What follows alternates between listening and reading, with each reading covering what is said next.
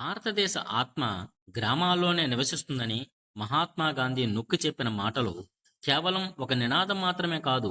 అవి ఈ దేశపు వేల సంవత్సరాల పరిపాలనా చరిత్రకు ప్రతిబింబాలు. అసలు పంచాయతీ అంటే ఏమిటి? ఈ వ్యవస్థ ఎప్పుడు ప్రారంభమైంది? దీని వెనుక ఉన్న చారిత్రక మరియు శాసనపరమైన ఆధారాలు ఏమిటి? అనే విషయాలను లోతుగా విశ్లేషించే ఈ విజ్ఞాన యాత్రలోకి మీకు స్వాగతం. పంచాయతీ అనే పదం సంస్కృత మూలాల నుండి ఉద్భవించింది. పంచ అంటే ఐదని, ఆయతనం అంటే కూటమి లేదా సభ అని అర్థం. అంటే ఐదుగురు గౌరవనీయులైన పెద్దలతో కూడిన సభ అనే దీని అర్థం.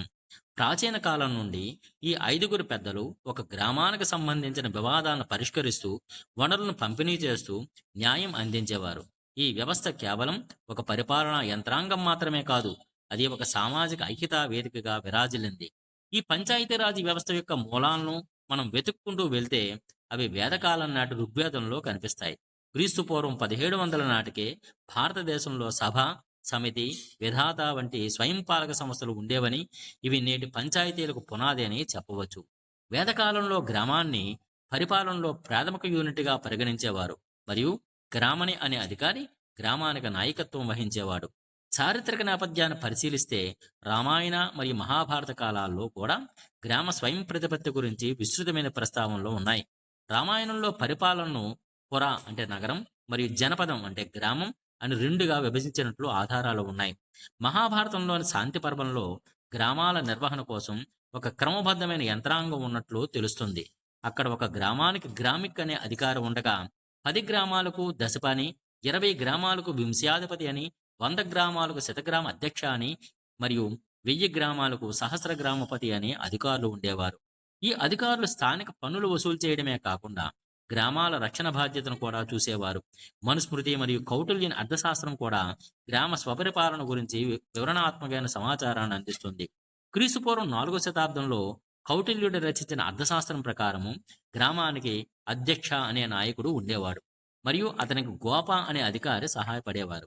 వీరు గ్రామ సరిహద్దులను పర్యవేక్షించడం, జనాభా లెక్కలు సేకరించడం మరియు పన్నుల వివరాలను నమోదు చేసేవారు.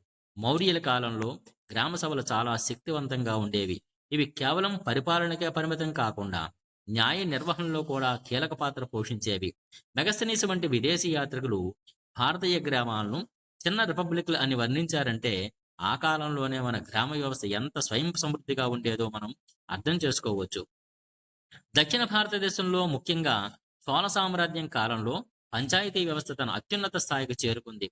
తమిళనాడులోని ఉత్తరమేరూరు శాసనాలు క్రీస్తు శకం 10వ శతాబ్దంలోనే మన దేశంలో అద్భుతమైన ప్రజాస్వామ్య ఎన్నికల పద్ధతి ఉండేదని చాటి చెబుతున్నాయి. మొదటి పరాంక చోళుడి కాలం నాటి ఈ శాసనాలు గ్రామ సభలో సభ్యులు కావడానికి ఉండాల్సిన అర్హతలు మరియు అనర్హతలను చాలా ఖచ్చితంగా నిర్ణయించారు. పొడవలి అనే పద్ధతి ద్వారా సభ్యులను ఎన్నుకునేవారు. దీనిలో అభ్యర్థుల పేర్లను తాటియాకులపై రాసి ఒక కుండలో వేసేవారు, మరియు ఒక చిన్న బాలుడి చేత చీటీలు తీయించి విజేతలను నిర్ణయించేవారు. ఈ ఎన్నికల్లో పోటీ చేయాలంటే 35 నుంచి 70 ఏళ్ల వయసు ఉండాలి, సొంతంగా భూమి మరియు ఇల్లు కలిగి ఉండాలి, మరియు వేదాలపై అవగాహన ఉండాలి. ఒకవేళ ఎవరైనా అవినీతికి పాల్పడినా లేదా సరిగ్గా లెక్కలు చూపకపోయినా వారిని మరియు వారి బంధువులను కూడా ఎన్నికల నుండి బహిష్కరించేవారు. ఇది ఆ కాలంలోనే మన ప్రజల పారదర్శకు మరియు నైతికతకు ఎంత ప్రాధాన్యం ఇచ్చేవారో తెలియజేస్తుంది. చోళుల కాలంలో గ్రామ సభలు తోటల నిర్వహణ, చెరువుల సంరక్షణ మరియు పన్నుల వసూలు కోసం ప్రత్యేకమైన వారియమ్స్ లేదా కమిటీలను కలిగి ఉండేవి. ఈ వ్యవస్థ ఎంత బలంగా ఉండేదంటే, రాజులు మారినా పడిపోయినా గ్రామ స్వయం ప్రతిపత్తి మాత్రం చెక్కు చెదరకుండా సాగింది. మధ్యయుగంలో ముఖ్యంగా ముస్లిం మరియు మొఘల్ సామ్రాజ్యంలో పంచాయతీ వ్యవస్థ కొంత మార్పులకు గురైంది. మొఘలుడు గ్రామాల అంతర్గత వ్యవహారాల్లో పెద్దగా జోక్యం చేసుకోలేదు, కానీ రెవెన్యూ వసూలు కోసం ఒక వ్యవస్థను ఏర్పాటు చేశారు.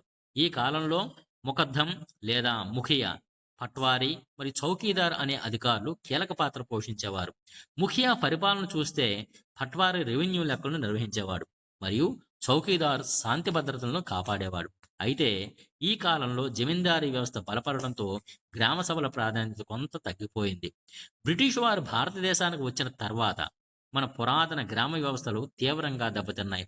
పన్నుల వసూల్లో బ్రిటిష్ వారు అవలంబించిన కఠినమైన పద్ధతులు మరియు కేంద్రీకృత పరిపాలన గ్రామాల ఆర్థిక మరియు సామాజిక నిర్మాణాన్ని చిన్నాభిన్నం చేశాయి.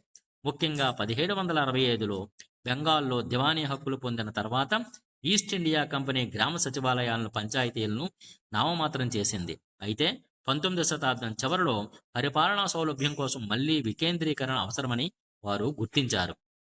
1870లో లార్డ్ మేయో ప్రవేశపెట్టిన ఆర్థిక వికేంద్రీకరణ తీర్మానం దీనికి మొదటి అడుగు. కానీ భారత స్థానిక స్వపరిపాలన చరిత్రలో అత్యంత కీలకమైన వ్యక్తి లార్డ్ రిపన్. 1882లో ఆయన ప్రవేశపెట్టిన తీర్మానం భారతదేశంలో స్థానిక స్వపరిపాలనను మగ్నాకార్టా వంటిది. అందుకే లార్డ్ రిప్పన్ భారత స్థానిక స్వపరిపాలన పితామహుడు అని పిలుస్తారు. భారతీయులకు ప్రజాస్వామ్యం గురించి శిక్షణ ఇవ్వడానికి మరియు పరిపాలనలో వారిని భాగస్వామ్యులు చేయడానికి ఆయన ఈ సంస్కరణలు తెచ్చారు. ఆయన తీర్మానం ప్రకారము స్థానిక బోర్డుల్లో ఎన్నికైన సభ్యులు అధికంగా ఉండాలి మరియు ఒక ప్రభుత్వేతర వ్యక్తి అధ్యక్షుడిగా ఉండాలి. అయితే క్షేత్రస్థాయిలో ఉన్న బ్రిటిష్ అధికారుల వ్యతిరేకత వల్ల ఈ సంస్కరణలు ఆశించిన స్థాయిలో అమలు కాలేదు. ఆ తర్వాత 1907లో రాయల్ కమిషన్ ఆన్ డిసెంట్రియేషన్ గ్రామ పంచాయతీల ప్రాముఖ్యతను మళ్ళీ నొక్కి చెప్పింది. స్వాతంత్రం ఉద్యమ సమయంలో మహాత్మా గాంధీ గ్రామ స్వరాజ్యం గురించి కలలు కన్నారు. ప్రతి గ్రామం ఒక స్వయం ప్రతిపత్తి గల రిపబ్లిక్ కావాలని ఆయన ఆకాంక్షించారు. 1919 మరియు 1935 భారత ప్రభుత్వ చట్టాల ద్వారా స్థానిక స్వపరిపాలన అనేది ఒక ప్రాంతీయ అంశంగా మారింది మరియు అనేక రాష్ట్రాల్లో పంచాయతీ చట్టాలు చేయబడ్డాయి. అయితే రాజ్యాంగం రాసేటప్పుడు డాక్టర్ బిఆర్ అంబేద్కర్ మరియు గాంధీజీ అనుచరుల మధ్య పంచాయతీల విషయంలో తీవ్రమైన చర్చ జరిగింది. అంబేద్కర్ అభిప్రాయంతో భారతీయ గ్రామాలు కుల వివక్షకు మరియు అజ్ఞానానికి నెలవలు కాబట్టి పంచాయతీలకు అధికారం ఇస్తే అది అగ్రవర్ణాల ఆధిపత్యానికే దారితీస్తుందని ఆయన భయపడ్డారు. కానీ హెచ్వి కామత్ మరియు కె సంతానం వంటి నాయకులు ఒత్తిడి మేరకు చివరికి ఆర్టికల్ 40 రూపంలో పంచాయతీల ప్రస్తావన ఆదేశక సూత్రాల్లో చేర్చబడింది. ఇది రాజ్యాంగం ప్రకారం రాష్ట్రాలకు ఒక సూచన మాత్రమే, అది తప్పనిసరి కాదు. స్వతంత్ర భారతదేశంలో పంచాయతీరాజ్ వ్యవస్థ యొక్క అధికారిక ప్రయాణం 1957లో బలవంతరాయ్ మెహతా కమిటీ నియామకంతో మొదలైంది. ఈ కమిటీయే ప్రజాస్వామ్య వికేంద్రీకరణ అనే పదాన్ని ప్రాచుర్యంలోకి తెచ్చింది మరియు మూడంచెల పంచాయతీరాజ్ వ్యవస్థ సిఫార్సు చేసింది. గ్రామ స్థాయిలో గ్రామ పంచాయతీ, బ్లాక్ స్థాయిలో పంచాయతీ సమితి మరియు జిల్లా స్థాయిలో జిల్లా పరిషత్తు. దీని ఫలితంగానే 1959 అక్టోబర్ 2న రాజస్థాన్లోని నాగోర్ జిల్లాలో అప్పటి ప్రధానమంత్రి జవహర్లాల్ నెహ్రూ పంచాయతీరాజ్ వ్యవస్థను అధికారికంగా ప్రారంభించారు. రాజస్థాన్ మొదటి రాష్ట్రం కాగా అదే ఏడాది నవంబర్ 1న ఆంధ్రప్రదేశ్ రెండో రాష్ట్రంగా పంచాయతీరాజ్ వ్యవస్థను అమలు చేసింది. అయితే 1970 దశకంలో నాటికి ఈ వ్యవస్థ బలహీనపడడంతో అశోక్ మెహతా కమిటీని నియమించారు. ఈ కమిటీ రెండంచెల వ్యవస్థను మరియు రాజకీయ పార్టీల భాగస్వామ్యాన్ని సూచించింది. చివరికి 1992లో పివి నరసింహారావు ప్రభుత్వం హయాంలో జరిగిన 73వ రాజ్యాంగ సవరణ పంచాయతీలకు రాజ్యాంగ హోదా కల్పించింది. 1993 ఏప్రిల్ 24 నుండి అమల్లోకి వచ్చిన ఈ చట్టం వల్ల మహిళలకు, ఎస్సీ ఎస్టీలకు రిజర్వేషన్లు, 5 ఏళ్లకు ఒకసారి క్రమబద్ధమైన ఎన్నికలు మరియు రాష్ట్ర ఎన్నికల సంఘం వంటి విప్లవాత్మకమైన మార్పులు తెచ్చింది. ఈ వ్యవస్థ ద్వారా నేడు అట్టడుగు స్థాయి ప్రజలు పరిపాలనలో నేరుగా పాల్గొంటున్నారు. మిత్రులారా, పంచాయతీరాజ్ వ్యవస్థ యొక్క ఈ సుదీర్ఘ ప్రయాణాన్ని విశ్లేషించే ఈ వీడియో మీకు నచ్చినట్లయితే తప్పకుండా లైక్ చేయండి. మరిన్ని విజ్ఞానాత్మకమైన విషయాల కోసం మా ఛానల్ను సబ్స్క్రైబ్ అవ్వండి. మరి మీ మిత్రులతో ఈ సమాచారాన్ని షేర్ చేయండి. మీ అభిప్రాయాలను కామెంట్ రూపంలో మాకు తెలియజేయండి. భారతీయ గ్రామ వ్యవస్థ కేవలం ఒక పరిపాలనా భాగం మాత్రమే కాదు, అది ఒక సామాజిక సాంస్కృతిక నిదర్శనం.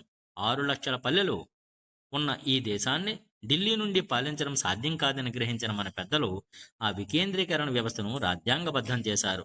నేడు దేశవ్యాప్తంగా లక్షల గ్రామ పంచాయతీలు ఉండగా 30 లక్షల మందికి పైగా ఎన్నికైన ప్రజాప్రతినిధులు ప్రజాస్వామ్యాన్ని అట్టడుగు స్థాయికి తీసుకెళ్తున్నారు.